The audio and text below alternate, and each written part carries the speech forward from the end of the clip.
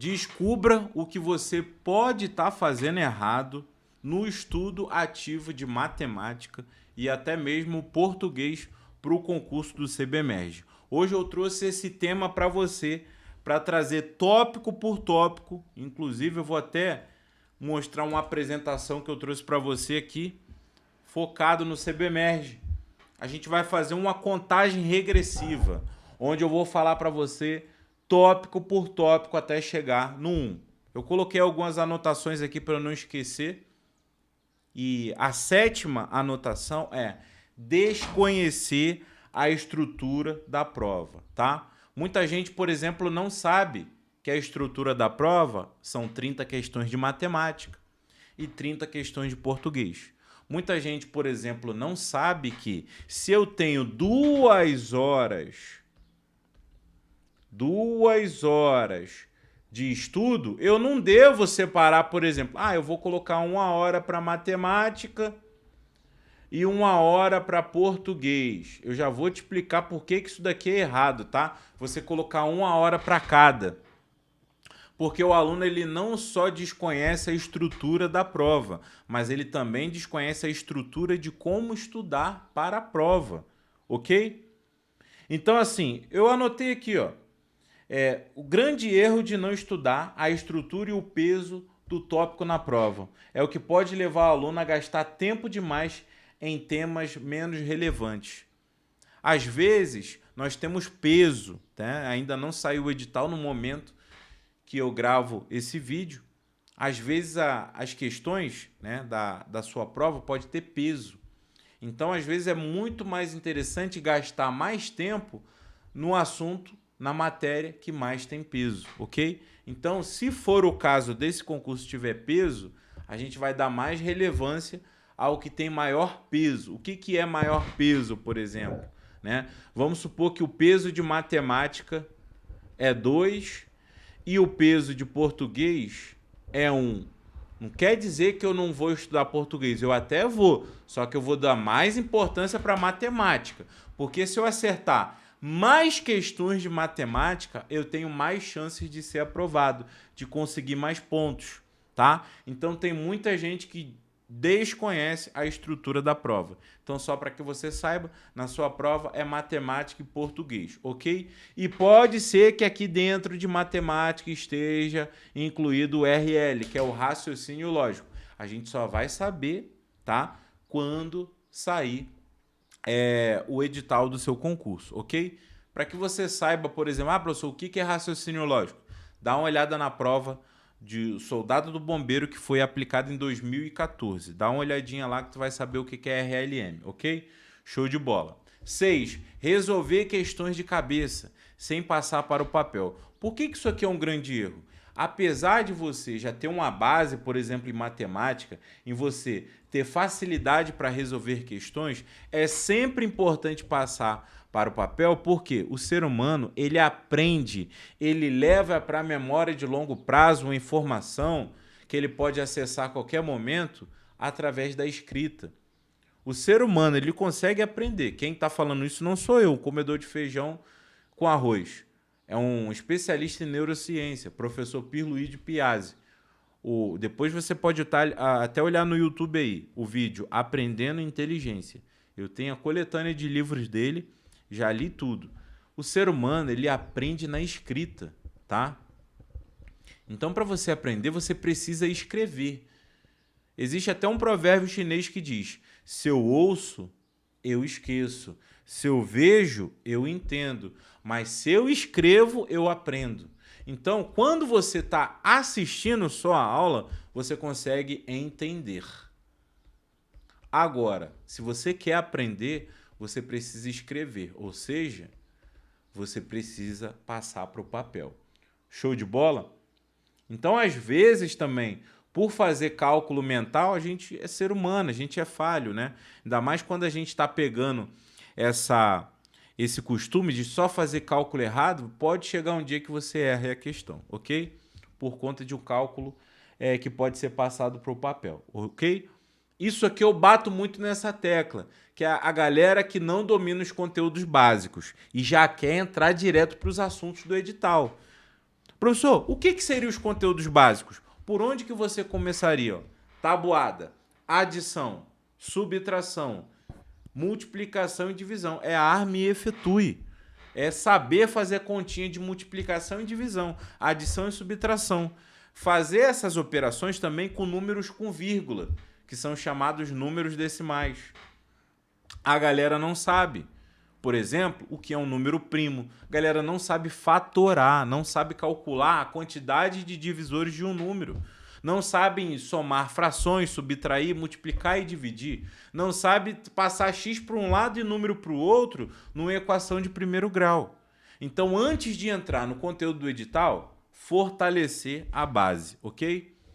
4. Ignorar a gestão do tempo durante a resolução de questão. Sabe por que a galera tem mais dificuldade em matemática? Porque quando o cara vai separar 2 horas de estudo para português e matemática, ele quer colocar 1 hora para português e 1 hora para matemática. Mas isso não faz sentido, porque na matemática você demora muito mais tempo para fazer uma questão. Por exemplo, se você pegar legal, tá? 20 minutos em português, tu consegue fazer 20 questões, sem citar questões envolvendo interpretação de texto, que se demora um pouquinho mais. Se em 20 minutos eu consigo fazer 20 questões de matemática, quanto tempo eu demoro para...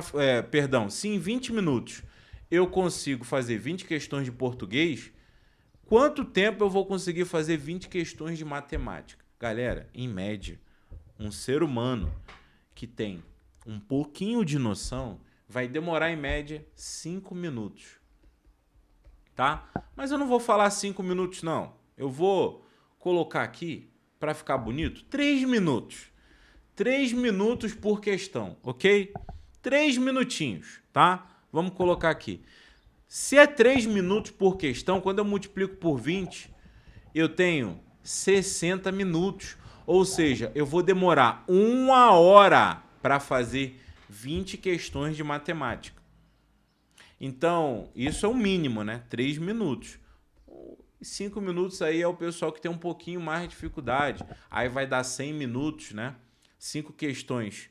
5 minutos em 20 questões vai dar 100 minutos. O que é 100 minutos, gente? É 1 hora e 40 minutos.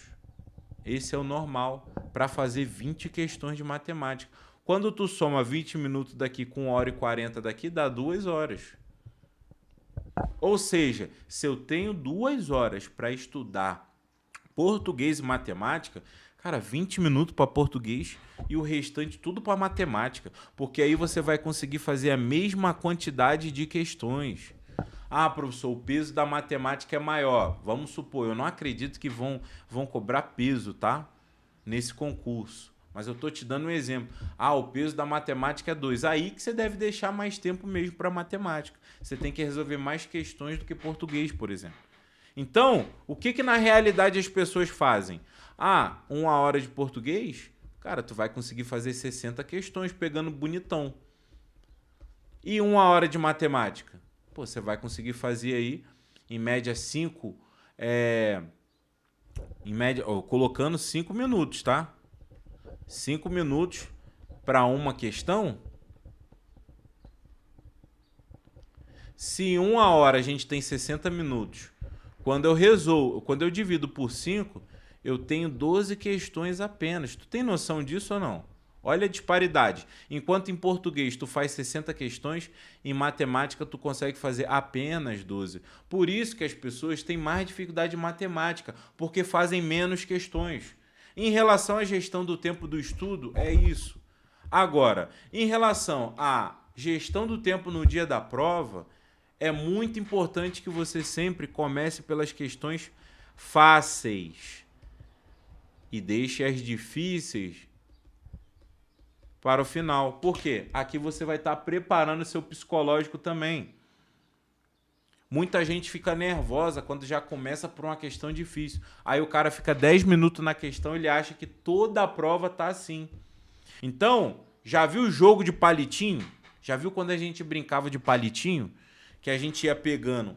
Aqui tá o palitinho, né? A gente ia pegando sempre os mais fáceis primeiro. Concurso público é assim também. Isso é gestão do tempo e controle de nervosismo. Toda vez que tu for fazer uma prova que tenha português, nunca comece pela primeira questão, que é o texto. Ou nunca comece interpretando o texto. Vai lá nas questões de gramática que tu consegue fazer rápido. Porque isso vai te dar moral. Isso vai passar uma tranquilidade para você. E outra coisa, matou a questão ali, já manda no gabarito oficial, já coloca lá. Porque se tu deixar para preencher as bolinhas no final da prova, pode ser que você passe uma questão errada por gabarito por conta do nervosismo. Beleza? Por isso que é importante você, matou a questão, já manda direto no gabarito, tá? Show de bola? Vamos para a próxima aqui, que é o 3. Não revisar regularmente. A revisão é a parte mais importante do estudo. Por exemplo, tu estudou aqui, regra de 3, simples. Aí estudou regra de 3 composta. Aí estudou razão e proporção. Aí estudou porcentagem. Tá? Vamos supor que daqui para cá se passou, vou dar um exemplo, há 3 semanas. Quando tu for vir na quinta aqui, é bom que você faça uma revisão disso que você estudou. Revisão.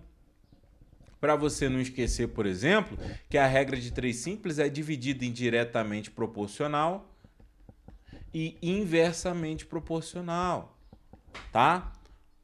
E a mesma coisa, por exemplo, quando você for estudar português. A revisão é a parte mais importante do seu estudo. E outra coisa, se você for estudar o vídeo que eu te falei, Aprendendo Inteligência do Professor Pi, você vai aprender lá que é o seguinte, ó, qual que é a fórmula que ele passa lá para você levar para a memória de longo prazo, para essa revisão ser eficaz.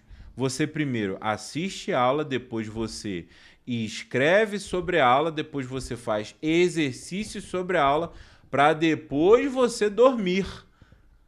Isso tudo antes de uma noite de sono, porque teu cérebro vai entender que agora chegou o momento do sono, que é a hora da manutenção, onde ele vai pegar essas informações que estão aqui, que você massificou, principalmente essa parte aqui, ó, que teoria sem exercício não funciona. Quando você massificar esse passo a passo e dormir, teu cérebro vai desligar para o sono, para poder fazer a manutenção. É aí onde ele leva para a memória de longo prazo, ok? Essa informação, ok? 2. Focar demais na teoria e pouco na prática, é o que eu acabei de falar. Aqui a gente vai lembrar do estudo do bote, tá? É como se a gente estivesse num bote, beleza?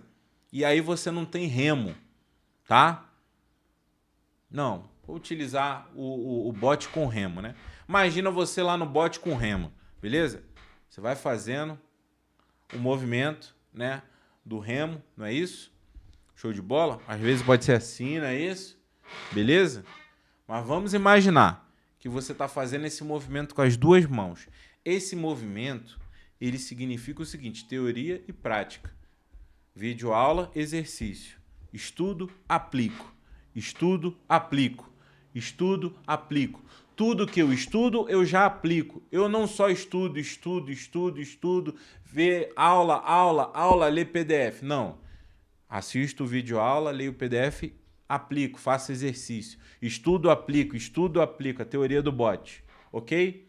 Então não foque demais na teoria. É preciso ver teoria? Sim. Mas a prática é importantíssima. Fazer o máximo de questões por assunto.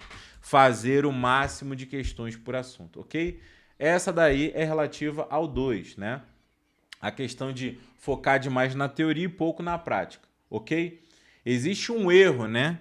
Que é, eu vou estudar muito, vou ver muita teoria e depois eu coloco em prática. Não, estuda e aplica, estuda e aplica. Agora eu vou falar sobre o top 1 para finalizar o vídeo, beleza? Que é sobre negligenciar o treino com questões específicas da banca. Por exemplo, a sua banca é IDECAM. Você tem que se tornar um especialista na banca IDECAM. Você pode até fazer questões de base, só que você tem que fazer o máximo de questões da banca IDECAM por assunto, tá? Se um dia você se pegar estudando razão e proporção, com regra de 3, com porcentagem, tudo ao mesmo tempo, tem alguma coisa errada. Quando você for estudar matemática, faça só questões de conjuntos. Próxima aula, faça só questões de análise combinatória. Próxima aula de português, faça só questões de acentuação gráfica. Próxima aula, vou dar um exemplo, faça só questões de verbo. O máximo de questões por assunto. Eu espero que você tenha gostado. Galera, deixa o like, deixa um comentário aí que eu quero saber como que tá teus estudos, se você gostou desse vídeo. E não se esqueça, eu sempre estou trazendo aulas focadas na IDECAM, focado no CBMERG. Assista as minhas aulas de matemática e eu espero que vocês tenham gostado. Até a próxima. Valeu!